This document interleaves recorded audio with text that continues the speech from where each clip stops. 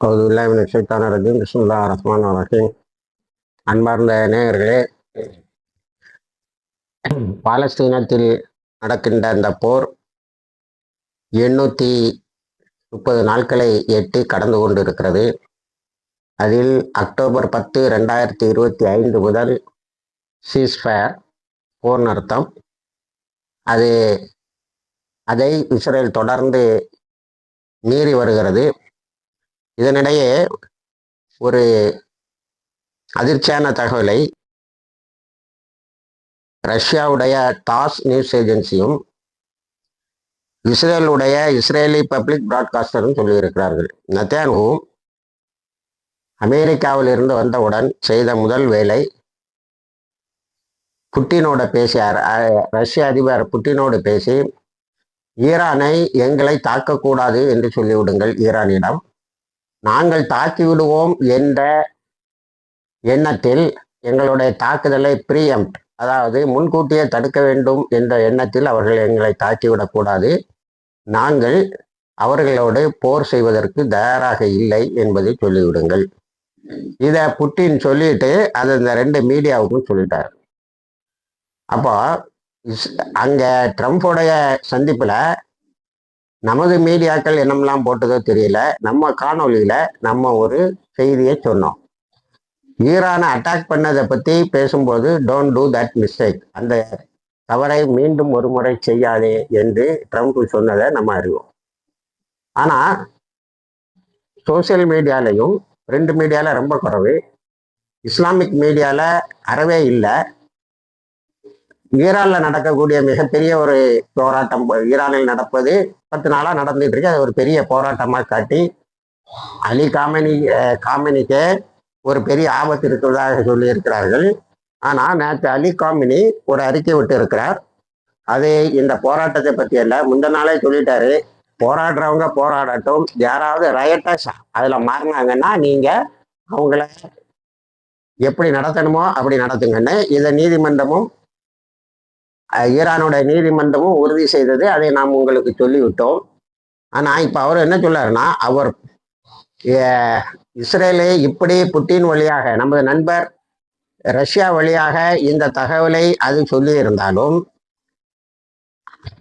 இன்று போராடக்கூடியவர்கள் ஒன்றை கவனிக்க வேண்டும். இது என்னவென்று சொன்னால், அவர் power causes enemies to seek sister, நம்மளுடைய பலம்தான் இப்பொழுது நமது எதிரிகளே நம்மளிடம் மண்டியிடுகின்ற அல்லது தாக்கிவிடாதே என்று கதறுகின்ற ஒரு நிலையை ஏற்படுத்தி இருக்கிறது என்பதை புரிந்து கொள்ள வேண்டும் என்று சொல்லியிருக்கிறார்கள். சொல்லிட்டு காமினி அந்த அறிக்கையிலே கீழே சொல்றாரு, Israel is an malicious enemy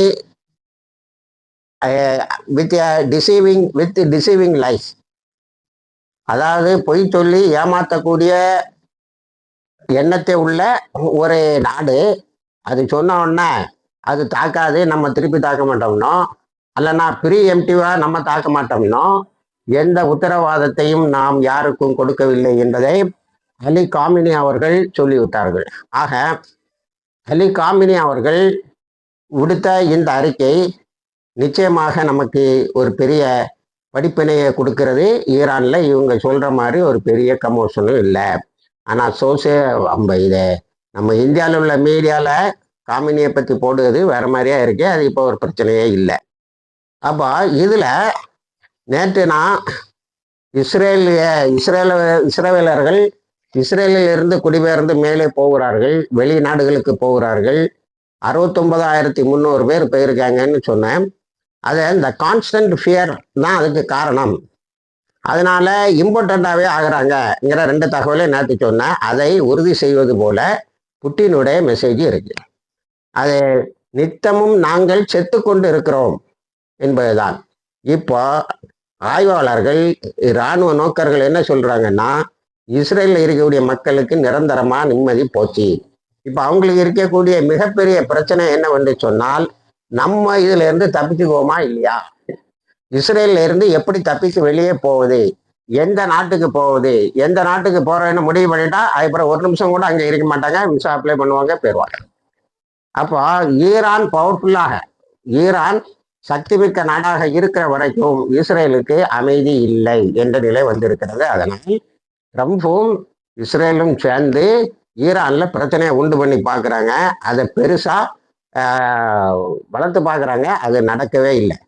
உண்மையிலே போராட வேண்டும் என்று சொன்னார். ஈரானுடைய பத்திரிகைகள் இப்போ தெளிவா சொல்லுது.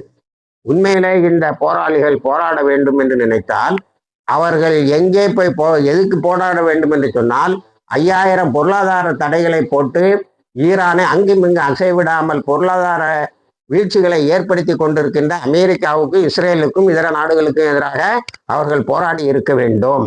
அப்போ இந்த கைக்கூலிகள், இஸ்ரேலின் கைக்கூலிகள் அங்கே போராடுவது என்பது வெற்றி பெறாது. அது உனக்கு ஒரு லட்சியம் ஒழுங்கா இருக்கணும், அதுல ஒரு ரியாலிட்டி இருக்கணும். அர்ஜென்டாவில் நடந்து, சிலோன்ல நடந்து, நேபாளில் நடந்து, அங்க நடந்து, இங்க நடந்துங்கிறதுக்கும் இதுக்கும் எந்த சம்பந்தமும் இல்லை என்பதை நாம் அதில் தெரிய முடிகிறது. அடுத்தது, வெனிசுலால ஒரு பெரிய ஆக்கிரமிப்பை நடத்தி அதனுடைய எலெக்டட், அதாவது இவங்க டெமோக்ரஸியை எப்படி டெவலப் பண்றாங்கன்னா, அங்க மக்களால் தேர்ந்தெடுக்கப்பட்ட பிரதிநிதியும் அவருக்கு ஒய்ஃபையும் கைது செய்து புருக்லின்ல வச்சுக்கிட்டு அமெரிக்கால கைவிலங்கு போட்டு கோர்ட்டுக்கு கொண்டு வராங்க. இவ்வளவு கேவலமா நடந்துகிட்டு அது எதுக்குங்கிறத இப்போ இன்னைக்கு உள்ள செய்திகள் தெளிவுபடுத்துகின்றன. 50 million barrels of oil, 50 million barrels of ஆயிலை வெனிசுலால இருந்து கொண்டு வந்து சர்வதேச மார்க்கெட்ல, அது ஹை குவாலிட்டி, உயர்தர எண்ணெய், பெட்ரோல், அதை கொண்டு வந்து விற்று அந்த பணத்தை யார் வச்சுக்கலாம்? ட்ரம்ப் நேரே வச்சுக்கிட்டு வெனிசுலாவை அட்மினிஸ்ட்ரேட் பண்ணுவார். அதாவது ட்ரம்ப் நேரடியாக கொள்ளை அடித்து பணத்தை கையில் வச்சுக்கிட்டாருங்கிறது தான் அதில் உள்ள செய்தி. ஆக அது மிகப்பெரியதொரு எதிர்ப்பை உலக நாடுகளுக்கு இடையே ஏற்படுத்தி இருக்கிறது. ஆனால் 2 தடவை சைனாவும் ரஷ்யாவும் நார்த் கொரியாவும் எச்சரிக்கை விடுத்தார்கள். அவங்க ஐக்கிய நாடுகள் சபையை நம்புறாங்க, அதையுமே வகையை வைக்க மாட்டாங்கிறது அவங்களுக்கு தெரியவில்லை. அடுத்தது, நேற்று ஆப்கானிஸ்தானுக்கு பக்கத்தில் MQ-9 ரீப்பர் ஒன்றை தாலிபான்கள் சுட்டு தள்ளியிருக்காங்க. அது அமெரிக்காவுக்கு உள்ளது. அவன் இங்கே வாராங்கிறதுக்கு ஒரு பெரிய செய்தியை சொல்லுகிறார்கள். அது என்னவென்று சொன்னால், ஆப்கானிஸ்தானில் அதை 21 ஆண்டுகளாக பல்வேறு ட்ரம்ப்பும் ஒரு பகுதி, பாரக் ஒபாமா தான் அதில் நிறைய வராரு. இவங்கெல்லாம் செய்த இந்த படுகொலைகளை அழகிய டாக்குமெண்டாக போட்டு ICCல ட்ரம்ப்புக்கும் அமெரிக்காவினுடைய பிரசிடென்ட் பாரக் ஒபாமாவையும் இன்டர்நேஷனல் கிரிமினல்ஸ் என்று அறிவித்து வாரண்ட் பிறப்பிக்க வேண்டும் என்று சொல்லி இருக்கிறார்கள். அது ஒரு மூவ் பயங்கரமா நடந்துட்டு இருக்கு. பாகிஸ்தானை ஏவி தாலிபான்களை தாக்கி தீவிரவாதிகள்லாம் பட்டம் போட்டது அவங்க அதை ரொம்ப ஈஸியா முடிச்சு விட்டாங்க. அதனால அந்த இது நடக்கல. இப்போ ஆப்கானிஸ்தான் செய்யக்கூடிய இந்த மூவ் வெறும் அதை தீவிரவாதத்தில் இருந்து ஆரம்பித்து நல்ல டிப்ளமேட்ஸ் ஆக்கி இப்போ அமெரிக்காவின் தலையிலே கை வைக்கிற அளவுக்கு அவர்கள் தங்களுடைய நாட்களை நகர்த்தி கொண்டு இருக்கிறார்கள். அவர்களை பொறுத்த வரைக்கும் தெளிவாக சொல்லி இருக்கிறார்கள், ஆகஸ்ட் 15, 2021 நாங்கள் மேற்கொண்ட அந்த இறைவழி போர் நிற்கவில்லை, அது தொடர்கிறது. இப்பொழுது டிப்ளமேட்டிக் சேனல்ல அது தொடர்கிறது என்று சொல்லி இருக்கிறார்கள். இதனால ட்ரம்ப் ரொம்ப ஃப்ரஸ்ட்ரேட் ஆகியிருக்காரு, ரொம்ப விரக்தடைந்து இருக்கிறாரு. அவர் விரக்தி அடைகிறதுக்கு இன்னொரு காரணம் என்னன்னா, இந்த எபிசன் ஃபைல்ஸ்ன்னு சொல்லக்கூடிய அந்த கீழ்த்தரமான விபச்சாரம் ஒன்று நடந்தது பாருங்க, ஒரு தீவில் வச்சு, அந்த கியூபா தீவில் வச்சு நடந்த அந்த விபச்சாரத்தை பற்றின அந்த ஃபைலில் சட்டம் போட்டாச்சு, அதை வெளியிடணும்னு. ஆனால் ட்ரம்ப் இன்னும் வெளியிடவில்லை. அது ஒரு பெரிய நெருக்கடியை கொடுக்குது. அது வெளியில வந்தா ட்ரம்ப் சம்பந்தமான படங்கள்லாம் அதில் மறைக்கப்பட்டிருக்கிறதுன்னு சொல்லி இப்ப ரிபப்ளிகன்ஸ், அவருடைய கட்சியை சார்ந்தவங்களே ஒரு பெரிய கலாட்டாவை பண்ணிட்டு இருக்கிறாங்க. அதனால அந்த தகவல் வெளியில வந்தா தன்னுடைய இமேஜ் ஒரே ஐடியா உள்ளும்னு நினைக்கிறாரு. அமெரிக்கர்கள் இந்த மாதிரி செக்ஷுவல் பர்வர்ஷனை, இப்படி நடக்கக்கூடிய பாலியர் தகவல்களை எந்த அளவுக்கு சீரியஸா எடுத்துக்கிடுவாங்கன்னு தெரியல. ஆனா அது அவரை அவருடைய பதவி காலம் முடிவதற்கு முன்னாடியே கீழே தள்ளும் வாய்ப்பு இருக்கிறது என்று சொல்கிறார்கள். அடுத்தது, நத்தன்யாஹூ போய் ட்ரம்ப்கிட்ட இப்ப பேசிட்டு வந்ததுல ஈரான் மீது தாக்குதல் நடக்குதுன்னு சொல்லிட்டு வந்த வாயோட புட்டின் சொல்லி எங்களை தாக்கிறாதன்னு சொல்லியிருக்கான். அது எதை காட்டுகிறது என்று சொன்னால், ட்ரம்ப் கொடுத்த வாக்குறுதியை அவன் நம்பலன்னு. எனக்கு தெரிஞ்சு அவர் வாக்குறுதியே கொடுக்கல. ஈரானை தாக்கக்கூடிய தப்ப செய்யதாங்கிறத டைம்ஸ் ஆஃப் இந்தியா எடுத்து போட்டு, லைவா எடுத்து போட்டு, ட்ரம்ப்பும் நத்தன்யாஹூவும் ப்ரெஸ்ஸை மீட் பண்றது, நான் அதுல தெளிவா சொன்னேன். அந்த ப்ரெஸ்ல வந்தவங்க கொஸ்டினை, this question is to mister president ட்ரம்ப்னு தான் சொன்னாங்களே, ஒரு கேள்வி கூட நத்தியானு கூட கேட்கல. அப்ப நத்தியானு இதையெல்லாம் புரிஞ்சுக்கிட்டு தான் இப்ப ஈரானுடைய காலில் விழுறான். அடுத்தது இங்க பெரிய ஒரு இது என்னன்னா, ஒரு குதிரத்துன்னே சொல்லணும், அல்லாவுடைய பெரிய உதவின்னு சொல்லணும்.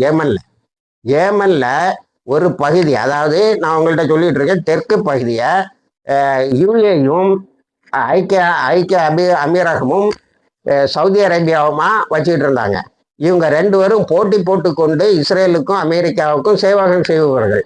நீ கொடுக்கறது அதிகமான பணமா, நான் கொடுக்கறது அதிகமான பணமான்னு அள்ளி கொடுப்பாங்க.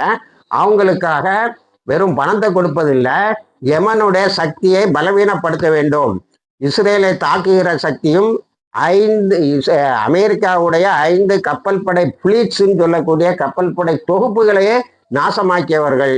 அவர்களை தொந்தரவு கொடுக்கணும்னு போய் கடைசியில யுஏஇ நான் தான் சிறந்த அடிமைன்னு காட்ட ஆரம்பிச்சு, இல்ல நீ அங்க போய் தலையிடக்கூடாதுன்னு சவுதி அரேபியா அதை தாக்கி இப்ப என்ன ஆகி போச்சுன்னு சொன்னா, யுஏஇன்னு சொல்லக்கூடிய ஐக்கிய அமீரகம் ஓடி போயிட்டு, அங்கிருந்து யமன்ல இருந்து ஓடி போயிட்டு மீதி உள்ள ஏரியாக்களை, அதாவது தெற்கு பகுதியை ஆயில் ரிச் ஹதரமௌத்தை ஹூத்திஸ் பிடிச்சுக்கிட்டாங்க. மீதி உள்ள பகுதியை சவுதி வச்சுக்கிட்டு, சவுதி என்ன சொல்லுதுன்னா, நான் ஏன் யுஏஏ வந்து அங்கிருந்து வரட்டினா, அது நேரடியாக இஸ்ரேலிய தளம் ஒன்று யமனுடைய முக்கில் அந்த கல்ஃப் ஆஃப் ஏடன் சொல்லுவாங்க பாருங்க, அந்த வளைகுடால ஏடன் வளைகுடால கொண்டு வந்து வைக்க பார்க்குது. அது வச்சா அது சவுதிக்கு ஆபத்துன்னு சொல்லுது. அதாவது இஸ்ரேலுக்கு சப்போர்ட் பண்ணக்கூடிய நம்ம சவுதி அரேபியாவே அது சவுதிக்கு இஸ்ரேல் தளம் வந்து சவுதிக்கு ஆபத்துன்னு நினைக்கக்கூடிய அளவுக்கு வந்துட்டு, இதுல நத்தியானுடைய மிகப்பெரிய சாதனையை நாம் சாதனைக்கு நன்றி சொல்ல வேண்டும். கத்தரை தாக்குனது. அப்ப கத்தரையை தாக்குவோன்னா நீ பக்கத்துல பேச வச்சுட்டு என்ன தாக்க மாட்டாங்கிறதுக்கு என்ன இருக்கு? அதனால உன் பேசக்கூடாது, நாங்களே அந்த அடிமைத்தனத்தை செய்வோம் என்று இது இருக்கிறது. அத இராணுவ நோக்கர்கள் என்ன சொல்றாங்கன்னா, இது யமனுக்கு கிடைத்த மிகப்பெரிய வரப்பிரசாதம். அதை போய் யமன்ல இருக்கக்கூடிய அன்சாருல்லாவை டீஸ்டபிளைஸ் பண்ணணும் அப்படின்னு போனாங்க. ஆனா தோத்து போய் இப்ப சின்னாய் போச்சுன்னா இவங்களுக்குள்ளாலே சண்டை. அதுல மிகப்பெரிய அடிமையாக யுஏஇ. நான் அடிக்கடி உங்கள்கிட்ட இந்த ஹிந்து ரஜப்பை பத்தி சொல்லுவேன். ஹிந்து ரஜப்பு வந்து உலகத்துல இஸ்ரேலிய இராணுவத்தினர் காசால வேலை செய்தவங்க உலகத்துல எந்த பக்கத்துல போய் குடியமர்ந்தாலும் அங்க உள்ள கோர்ட்ல கேஸை போட்டு அரெஸ்ட் பண்ணி உள்ள வைக்கிறாங்க. ஆனா 5000க்கு மேற்பட்ட இஸ்ரேலிய இராணுவத்தினர் யுஏஇல போய் உல்லாசமா வாழ்ந்துகிட்டு இருக்கான். அங்க வந்து ஹிந்து ரஜப்பை வேலை செய்ய விடுறது இல்லை இந்த ஐக்கிய அமீரகம். ஆனா இப்போ இஸ்ரேலுக்கு காட்டிய விசுவாசமும் தொங்கல்ல போயிட்டுது. இதுங்கிறதான் யமனுக்கும் சவுதிக்கும் உள்ளது. 2015 அன்சாருல்லா சனாவை பிடிச்சிருக்காங்க. அதுல இருந்து இதுவரைக்கும் 10 வருஷமா 8 லட்சம் பேருக்கிட்ட சவுதி யுஏஇமா சேர்ந்து யமனுடைய குழந்தைகளை கொலை செய்து இருக்கிறது. அதை இப்போ யமன் வந்து என்ன செய்யுது, இப்போ யமன் நாடு இருக்கு பாருங்க, அது அன்சாருல்லாவுடைய ஆட்சியில் இருக்கக்கூடிய அல்லது ஹூத்திஸுடைய ஆட்சியில் இருக்கிற சனாவை தலைநகராக கொண்ட அரசாங்கத்தை உலகம் அங்கீகரிக்கலையா. ஆனா யுஏயும் சவுதி அரேபியாவுமா போன தெற்கு யமனான யமன்ல உள்ள அரசாங்கத்தை, அந்த டிரான்சிஷன் கவுன்சில்னு சொல்லுவாங்க பாருங்க, அந்த அரசாங்கத்தை உலகமே அங்கீகரிச்சுக்கலாம். ஆனா இன்னைக்கு நிலையில இராணுவ நோக்கர்கள் ஹூத்திஸை பாராட்டுகிறார்கள். அவங்க இந்த குழப்பத்துக்கு இடையே 10 வருஷமா பொருளாதார தடையும் இதையும் யுத்தத்தையும் சந்தித்து கொண்டு இராணுவ ரீதியாக பல ஸ்கில் எல்லாம் வளர்த்துக்கிட்டாங்க. அதுக்கு ஈரான் பெரிய அளவில் உதவி செய்யுது. இன்றைக்கு இராணுவ ரீதியா சவுதி அரேபியா பயப்படுது. யமனோட ரியல் தாக்குதல் நம்ம மேல வந்து விழுந்தா நம்ம வந்து தாங்கிட மாட்டோம்னு. அதே போல சவுதிக்கு இஸ்ரேலிய தளமும் கூடாது. இஸ்ரேலிய தளமும் கத்தர்ல செய்த மாதிரி துரோகத்தை எப்போஞ்சுவான். கத்தர்ல இப்ப மன்னிப்பு கேட்டதாட்டு சொல்றாங்க, கத்தர் அமீரோட இப்ப மன்னிப்பு கேட்டாரு அப்படின்னு. ஆனா அன்னைக்கு என்ன சொன்னா, 9/11 காரணம் காட்டி தீவிரவாதிகள் எங்கெல்லாம் இருக்கிறாங்களோ அங்கெல்லாம் தாக்கணும்னு சொல்லிதான் அமெரிக்கா ஒரு முடிவெடுத்தது. அமெரிக்காவினுடைய வழிகாட்டுகளின்படிதான் ஹமாஸை சார்ந்தவர்கள் கத்தர்ல இருக்கும் போதே நான் தாக்குனேன்னு சொன்னான். இப்போ மன்னிப்பு கேட்கறதா சொல்றாங்க. ஆனா அந்த மன்னிப்பை அரபு நாடுகள் நம்பல. இது போராளிகள் இதுல இருந்து பார்த்தா மகத்தான ஒரு வெற்றி, இந்த டிப்ளமேட்டிக் கொலாப்ஸ், இந்த ராஜாங்க ரீதியான அழிப்பு மிகப்பெரிய அளவில் அவர்களுக்கு உதவி செய்யும். இதுல ரொம்ப இன்னொரு உண்மையான செய்தி என்னவென்று சொன்னால், இன்னைக்கு பல ஊடகங்கள், மேலை நாட்டு ஊடகங்கள், குறிப்பாக அமெரிக்காவில் லண்டனை வச்சு தரக்கூடிய வரக்கூடிய பிரிண்ட் மீடியா, விஷுவல் மீடியா எல்லாம் ஈரானை அமெரிக்கா தாக்க போகுது, அது அதை ஒரு பட்டியலே போடுவாங்க. என்னெல்லாம்னா கிரீன்லாண்டை தாக்க போதும், அடுத்தால வெனிசுலாவை அடுத்தால கிரீன்லாண்டு, அடுத்தால மெக்சிகோ, கொலம்பியா, கடைசியா ஈரானா.